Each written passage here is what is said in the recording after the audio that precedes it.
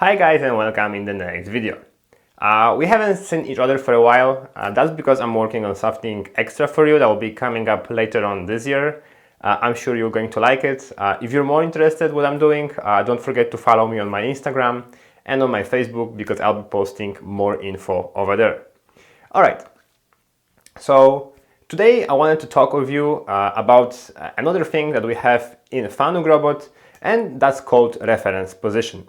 So I'm going to tell you what do we use them for, how to set them up, and in general, what are those.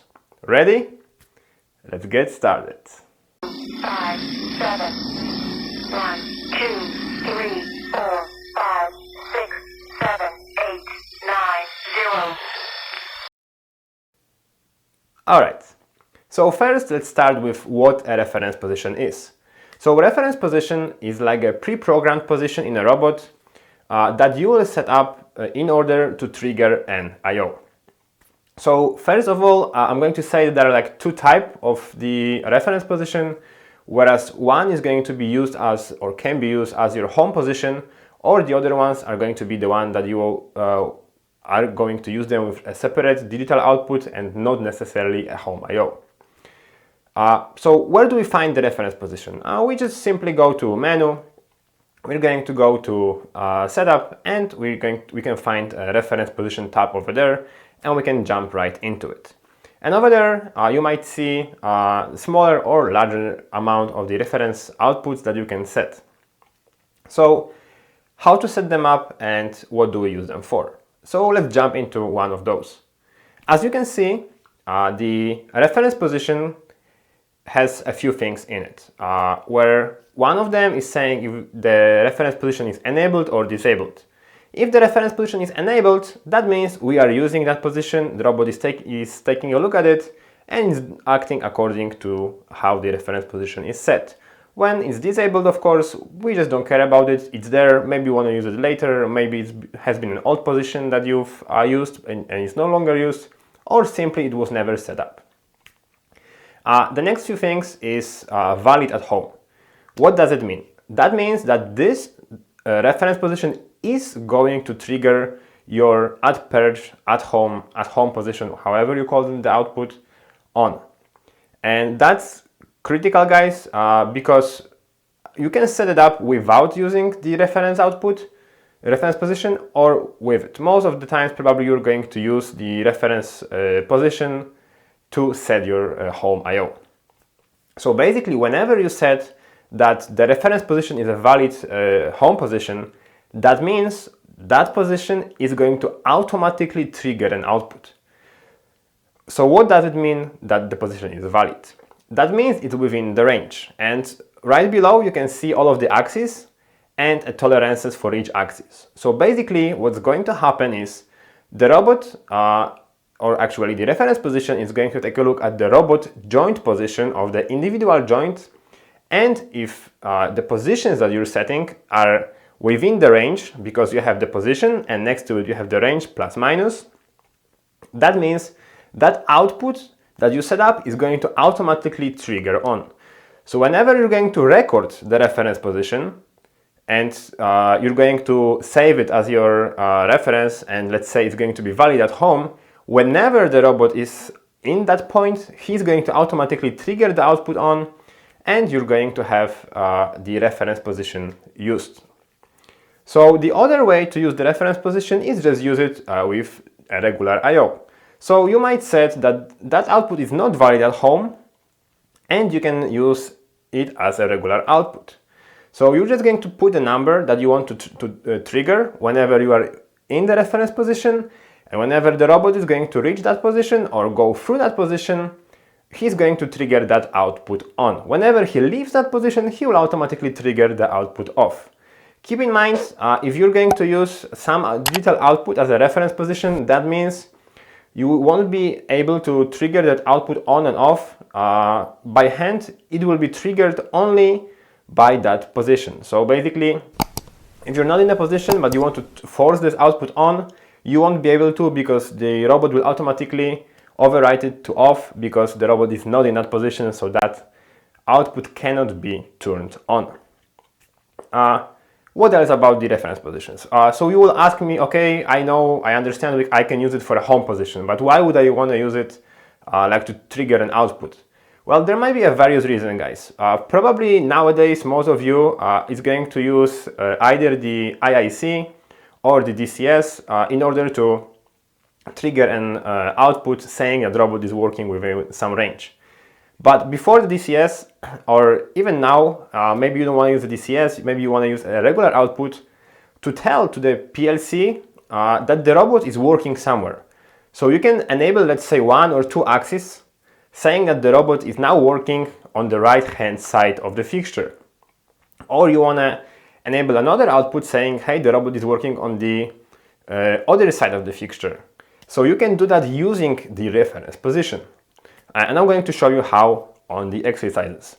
So basically, I'll show you how to teach the reference position, how to set it as a home reference, how to set up the digital output, and you're going to know pretty much everything about the reference position. There is one very important thing that I need to mention and you need to remember.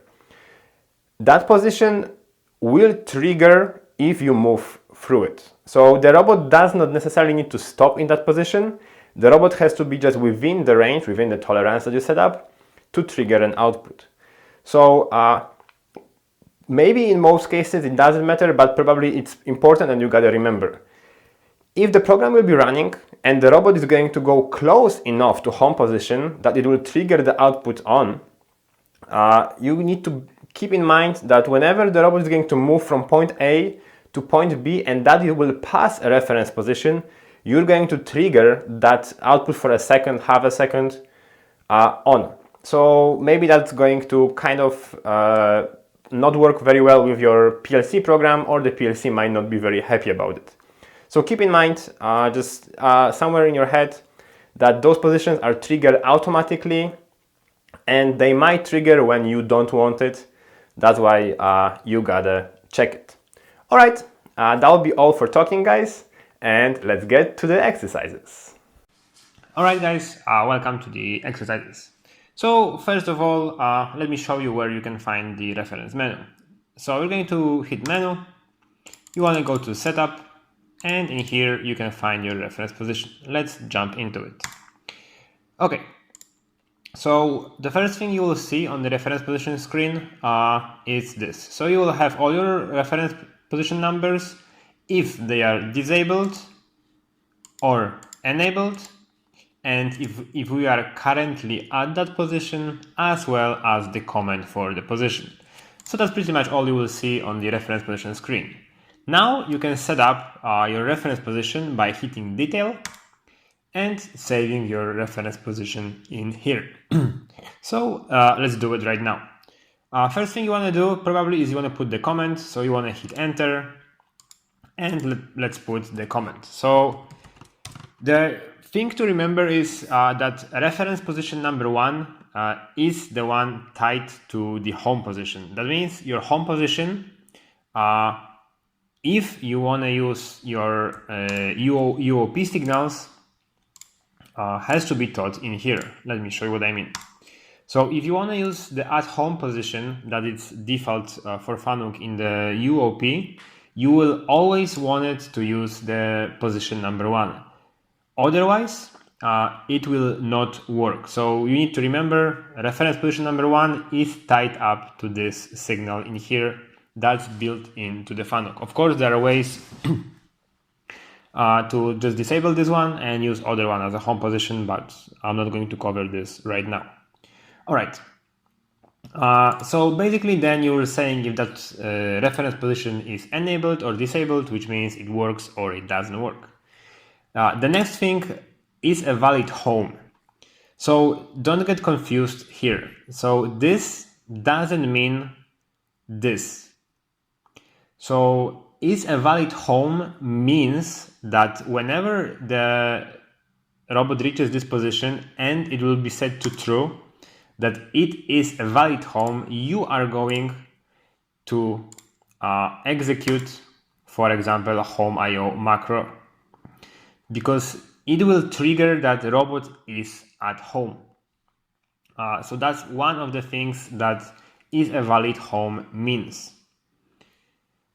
So if you think that you will use, for example, position number 2 and set it to true is a valid home, and you think it is going to trigger your at home position, that is not true.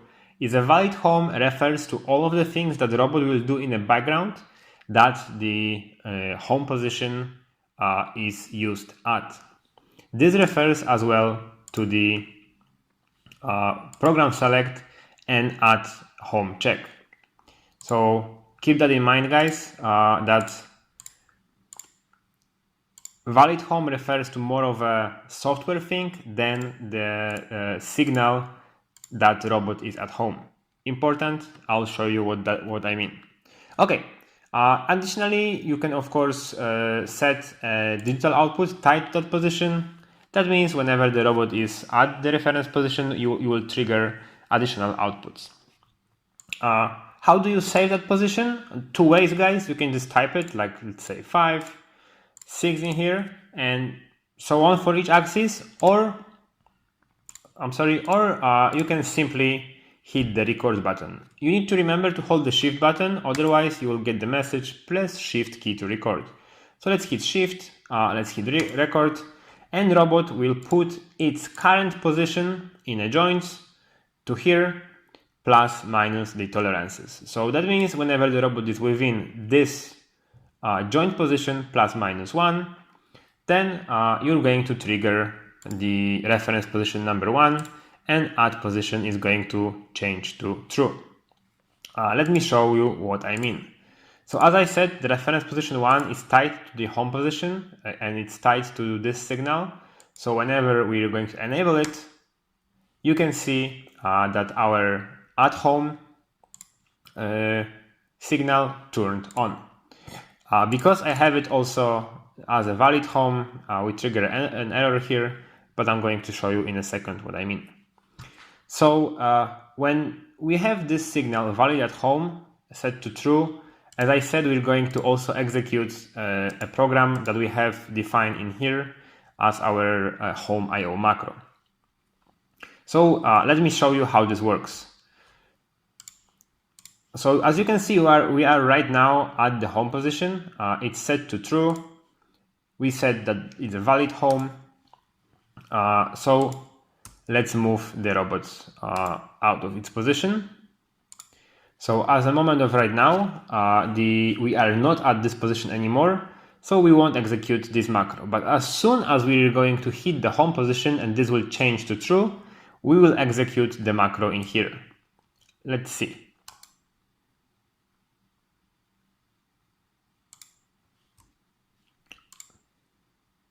Sorry guys, I went a little bit too far, so you didn't see the message. Let's do it one more time. Okay, we're not at home. Let's jog back to home.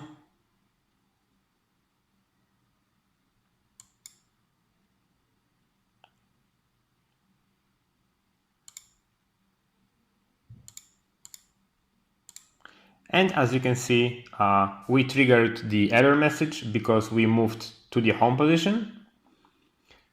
So as you can see, in the alarm log, we have the gripper not closed. Of course, it's not true, but that's what I programmed in that program, in the test 963. So when you go to your test program, you can see that I programmed the alarm in here to be auto-executed whenever we are at home position. If we will disable in our reference position is a valid home, what will happen is in our signals, we will still be sending the output at home, but we won't be, but this position won't be treated as a home from a perspective of the software, let's say. So you won't execute the thing that I show you right now. So if we go back to the home position now, we are at home. we sit there, but the program won't be executed because our home is not set as a valid home. What I can show you is if we're going to teach another reference position and we set it as a valid home, then we will trigger the message that we set up in the cell configuration. And let's do that right now. Okay, so we have our home position. I created a quick program here. So let's execute it. Okay, so I want this to be our home position. So let's go to our reference position. And let's record this one. I want it to be our home position. I don't want it to be a valid home, so you can see the difference. As you can see, we are at the position. Next position that I want to use is the peak position. So let's move to the peak position. I want to save the second position as our peak position. Let's name it. Okay. I want to record it. Okay. I want to enable it, and I want to trigger signal, let's say 150, whenever we are at that position. So let's see what's going to happen right now. When you go to the IO digital, if you go to 150, that signal is on now because we are at that position. So if we move out of that position, the signal will turn off. If we go back to it, it will turn on. And that was the other thing I mentioned to you, that we don't necessarily need to drive the program to that certain position to turn it on. You can just jog through it, and as you can see, the signal blinks. Now, please take a look that position is not a home position. What I mean is it doesn't turn on our home signal, but if in the reference position menu we're going to set it to a valid home, it is going to execute our logic that's set up in here. So let's see. So let's jog it out of the position. So for example, let's go back at home. As you can see right now, we did not execute it because our reference position, our reference position is not a valid home. However, the second position is a valid home, even though it doesn't turn on the signal. So when we move forward to that point, we are going to execute that logic. All right, so let's do one more position. That's going to be our place position, and let's save it as our position number, let's say 4. We go to detail. Let's put comment. Let's put that it's our place. Let's record it. We want to enable it, and we want to turn on 151 whenever we are at that point. Okay, let me turn on another screen here.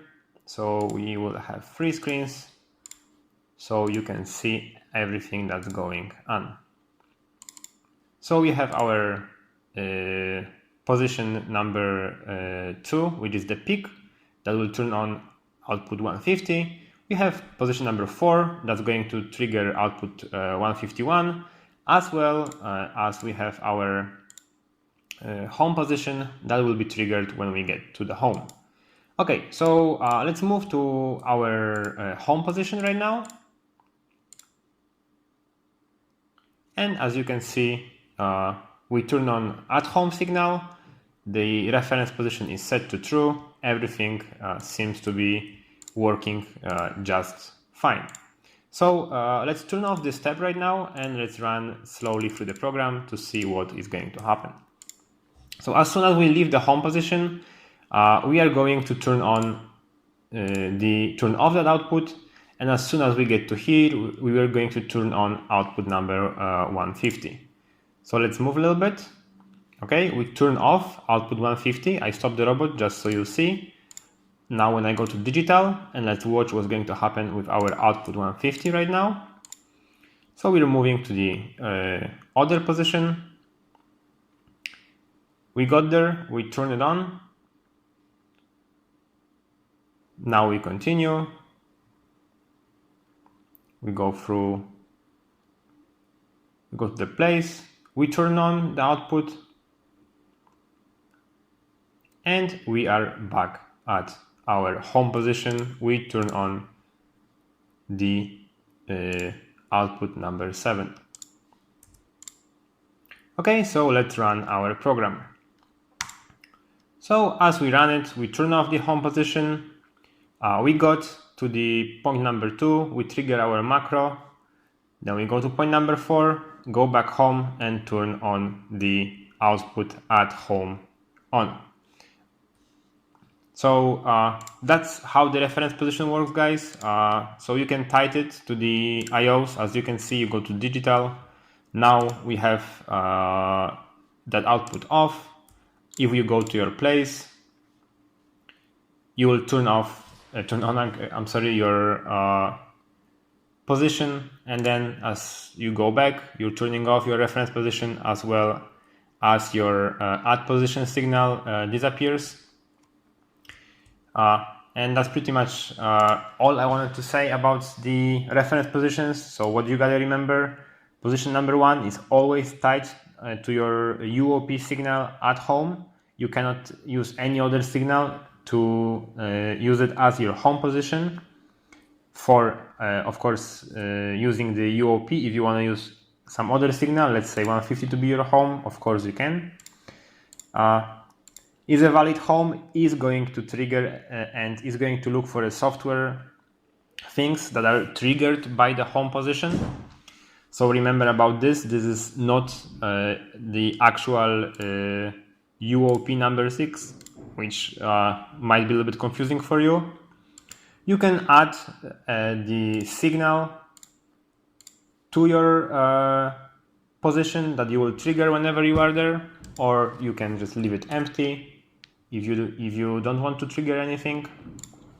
And your current position will always be shown in here if you are at a valid position. So if you are at home, you're going to trigger the home signal. Okay, guys.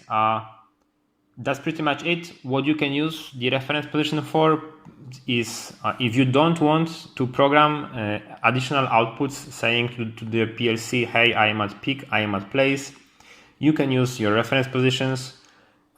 This way you will trigger the output automatically whenever you are within the range. Just remember that those positions are not exact. They need to have plus or minus. Otherwise, if you put zeros in here, it's very unlikely that the position is going to show us true, because robot is not always perfectly at the spot. As you can see, we already changed it to false, because it will be like, let's say, minus 10.576, and for the robots that's already a false, so you're not going to trigger it. So just keep in mind, the 1 would be probably the minimal value that you want to set in order for the robot to have that position working. So what is the trick if you want to bypass, for example, the J6?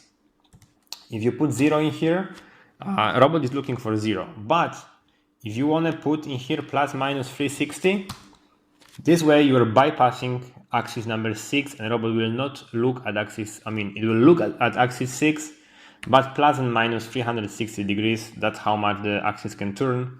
So it will be always monitored. If you don't want to take a look at axis 3, the same. You will just put 0 in here. You want to put 360 in here. Of course, the axis number 3 cannot even move that far. But this way, doesn't matter how you move axis 3, you will always be that axis will always be at the home position. So basically, you're ignoring it. This way, you can create, let's say, ranges. What I mean by a range, let's create one very quickly. So let's create a range in here.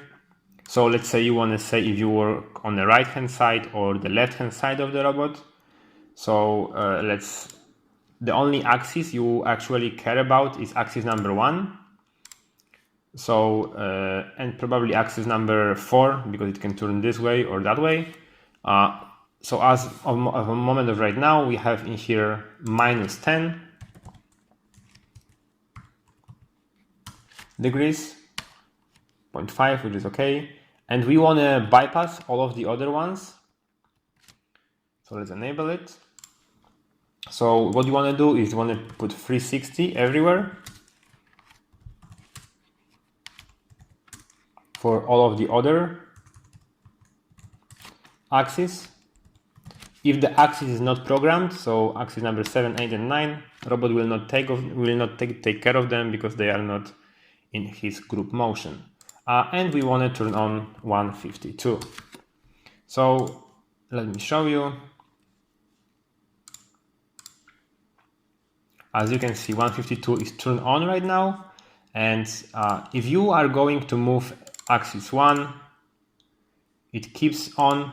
Axis 3, it's still on. Axis 4, axis 5, the output stays on as long as you are at the 10-degree mark. If you move out of it, the output will be turned off. Alright, I hope you enjoyed the exercise, guys. Like always, don't forget to subscribe, leave your comments down below, like it, and like always, see you in the next video. Bye bye!